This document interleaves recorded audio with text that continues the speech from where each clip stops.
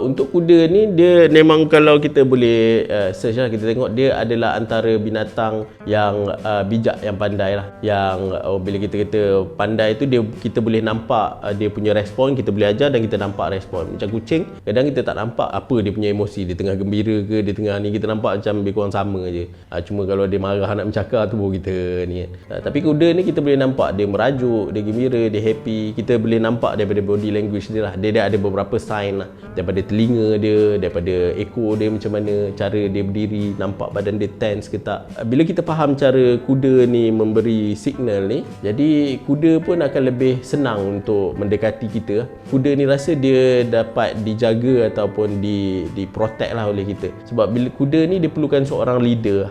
Bila seorang leader ni bermaksud dia leader ni dia menjaga, membimbing, dia yang bagi makan, dia yang protect dari segi keselamatan dan sebagainya. Baru kuda tu senang untuk menyerahkan jiwa raga dia, baru datang kesetiaan kuda tu lah. Compare dengan binatang lain, contoh anjing pun pandai, tetapi kita tak boleh naik anjing. Kuda dia pandai, dia boleh ni apa semua, kita boleh train dia macam anjing buat apa semua ni, tapi kita boleh naik lagi. Dan bila kita naik tu pun ada komunikasi lagi, boleh ada interaksi, nak berhenti, nak laju dan sebagainya.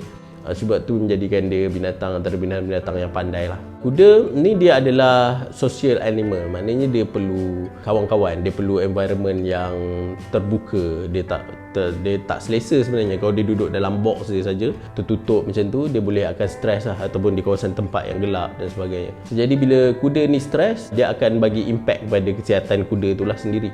Dan bila kuda ni kita bagi makan hari-hari tetapi kita tak bawa dia keluar, kita tak naik dia, tak ada latihan untuk dia, jadi dia akan mencari jalan untuk releasekan stres dia. Jadi sebab tu dia akan mula menendang dinding dan sebagainya di dalam stable tu. Biasa orang cerita kalau kuda ni dia injekkan diri, contohnya kalau macam dia terlampau sakit, dia tak tahan, dia menghentak kepala dia ke dinding dan sebagainya tu, itu biasanya dah towards the end lah, maknanya dia dah nazak, dah nak mati, dah tak boleh nak tahan langsung lah. Antara punca kematian utama kuda ni adalah kolik lah, dia sakit perut. Jadi bila usus dia tu tersumbat dan sebagainya, dia sakit, dia akan mula rolling, dia roll badan dia dan boleh menyebabkan usus dia terbelit dan menyebabkan dia boleh mati lah. Tetapi kalau secara fitrahnya, kalau dalam keadaan biasa, dia takkan saja-sajalah dia nak pergi langgar dinding ke apa kan.